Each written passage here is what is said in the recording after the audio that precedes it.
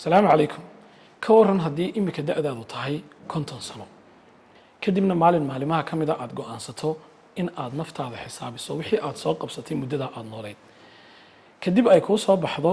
in cumrigaagii ay kaa khasaartay kadib markaad xisaabtantay kadib 19 sano 19 sano oo aad garan weyday cumrigaagii wax alle iyo wax uu kaaga baxay arrinkaasi wuxuu ku dhacay gabadha la yiraahdo Mel Robbins gabadhaas oo maalimaha ka mid ah kadib markii da'deedii gaadhay 50 sano u fadhiisatay in ay nolosheedii xisaabiso waxa u soo baxday 19 sano oo ka mid ah waxa ay tiri waxa ay soo baxday 19 sano oo ka mid ah nolosheedii in ay noqotay mid fashila haday noqoto xagga qoyska xagga waxbarashada xagga shaqada iyo dhaqaalaha xag walba waxa iska dabiici ahayd in maalin walba ay sariirta iska jiifto subaxu iyo habeenku iskugu mid u ahaado maalinka iyo maalinka ku xiga iskugu mid u noqdaan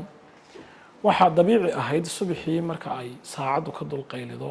iyadoo hurdada ka toosinaysa in saacadu iska dimiso ilaa maalimaha ka mid ah iyadoo caajisan oo TV-ga iska daawanaysa waliba xataa ka caajisan inay TV-ga laftiisa ay bakhtiiso ayaa waxa TV-ga ka soo galay xayeysiiskaasi markaa wuxuu ahaa dayax gacmeed loo dirayay hawada sare dayax gacmeedku sidaynu naqaano inta uu kicin ka hor ilbiriqsiyaa loo tiriyaa marka gabadhii waxa aad u soo jiitay inta ilbiriqsiya dayax gacmeedka loo tirinayay sidoo u kaco waxa la lahaa 5 4 3 ilaa iyo hal laga gaarsiinayo kadibna saasoo dayax gacmeedka ku kacay muuqaalkaas waa muuqaal iska caadiyo maalin walba inaguna aynu TV-ga ka daawano gabadhii Mel Robbins aad iyo aad buu saameyn ugu yeeshay waxay ka fikirtay iyadana waxa ka luntay 19 sano adduunyadana waxa lagu xisaabtamayaa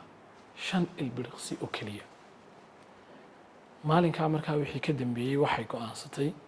in ay nolosheeda wax ka bedesho subaxii dambe waxay tiri markii saacadii ay qayliday si aan hurdadii uga soo kaco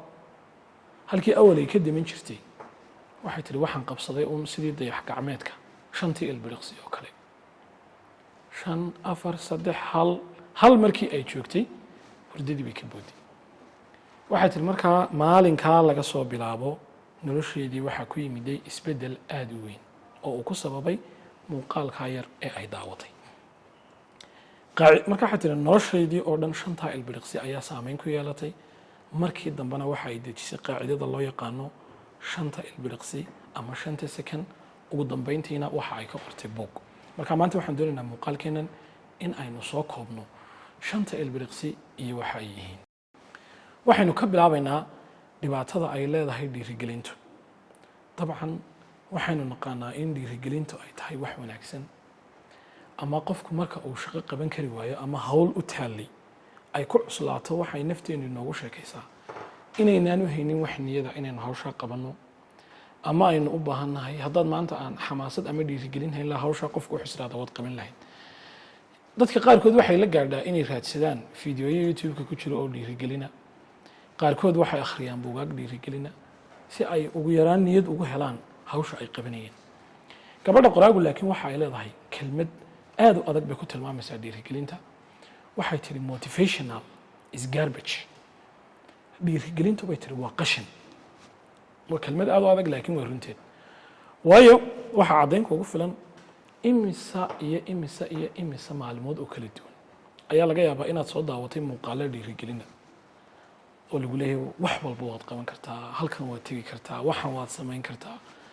laakiin marka u dambaysa waxay ku dhamaataa maalin ama 2 maalmood kadib markaad motivated ahaatee dhiirigelintaasi ay kugu sii jirto kadib noloshaadii halkii unba ku soo noqotaa marka waxay tiri dhiirigelintu waxay ku tilmaamaysaa inay tahay qashin maskaxdeena bilaadanka aynu siinayno kadibna in yar soconaya waa sidii qofkii drugska cabeeyay oo kale hadhow markay ka baxdana qofkii waxba ma qaban karo waxay tiri marka waxyaabahan nolosheena waxay tiri waa inaynu kala saarno shaqada aad qabanayso maaha inaad ku xisaabtanto kolba xaaladda marka aad ku sugan tahay hadday noqoto inaanad niyad u hayn inaad niyad u hayso inaad caajisan tahay inaad xamaasadaysan tahay intuba waxay tiri wax macnaa ma samaynayaan waayo wax maskaxdeennu waxay u abuuran tahay qofku markuu is idhaahdo hawl qabo hawlba hadday maskaxdu aragto waxa ay ku dadaalaysaa inay kaa hor istaagto kadib markaa marmarsiyaha ay maskaxda bini'aadamku qofka siisa si uu hawsha dib ugu dhigto ayay ka mid tahay in aad maskaxda ku tiraahdo maanta waxaan niyada ma haysid hawshan dhiirigelin kugu filan ma haysatid markaa waa in aad dib u dhigato marka qoraagu waxa ay leedahay waa inaynu mar walba kala saarno muudka ama xaaladda ay nafteednu ku sugan tahay iyo hawsha aynu qabanayno muhiim maaha markaa xaaladda aad ku sugan tahay laakiin waxaa muhiima mar walba hawsha kuu taalla inaad dhammaystirto marka qaacidadan haddaba shanta ilbiriqsi markaynu si simbala ama si yaroo fudud usoo koobno waxay ka dhigan tahay maadaama oo sida aan soo sheegnay maskaxda bini'aadamku ay u abuuran tahay ama ay u qaabaysan tahay wixii hawl ah in aanayna maskaxda bini'aadamku ogolayn ooyna nafta ogolayn oo mar walba marmarsiya ku siinayso waxay tiri sida dayax gacmeedka oo kale naftaada ha kala tashinin kolba hawsha aad qabanayso haddii maanta hawl muhiimi ay kuu taallo keliyata waxay leedahay waxaa loo baahan yahay inaad tirsato un oo tiraado tusaale ahaan 1 2 3 kadibna aad qabato maalimaha ka mid ah anigu waxaan daawanayay sheekh ka mid ah culimada waaweyn ee ummadda islaamka wuxuu ka sheekeynayay salaada subax sidoo ugu kaco wuxuu marka ugu horeyseen eedaanka maqlo naftayda maba weydiiyaba maad kacdaa mise waadiisaa automatically aniga ka booday wali firaashka waayo haddaad in yar uun naftaada aad weydiiso su-aasha ah ma kacdaa markaaba jawaabta maskaxdaada kugu soo celinaysa waxay noqonaysaa 5 daqiiqo si yar hurud in yar waxoogaa weli lama gaadhin hala aqiimo salaada ilaa ay wixii oo dhan ay kaa wada tegto marka hawl oo dhanna taa un bay la mid tahay waxaa loo baahan yahay marka mar walba oo aynu hawl qabanayno in aanad naftaada aanad kala tashanin laakiinse aad si toosa aad u bilowdo waxaan kusoo gabagabeynayaa qaacidadaas oo keliya haddii aad barato noloshaada wax weyn ayaa iska bedelaya dadkuna kuma kala wanaagsana ama dadku waa nafta bini'aadamku dadku haddii ay noqoto xagga dhalashada 9 bilood ma lagu wada dhashay haddii ay noqoto xagga firfircoonida iyo maskaxda dadka energy-googa iyo power-kooga waa isku midoon laakiin maxay isku dhaafeen qof walbana dee maskax marmarsiyota ama abuurka ilaahay baa sidaasa laakiinse waxa ay dadku ku kala duwan yihiin waxa weeyaan marka ay hawsha u taalo qofna naftiisa uu ku khasbaa waxataa waa ka ilaahay subxaanahu wa tacaala waaladiina jaahaduu fiina lanahdiyannahum subulana xataa diinta islaamka waxyaabaha muhiimka ka midka ah waxa ka mid ah in aad naftaada aad la jihaado waayo mar walba wixii wanaaga kuma ogola marka waxaan kusoo gabagabeynayaa muuqaalkan iminka kadib marka aad daawato qof walba oo garanaya hawshii muhiimkii u taallay waxaa loo baahan yahay inaad keliya taad qabsato un 1 2 3 si aad u bilowdo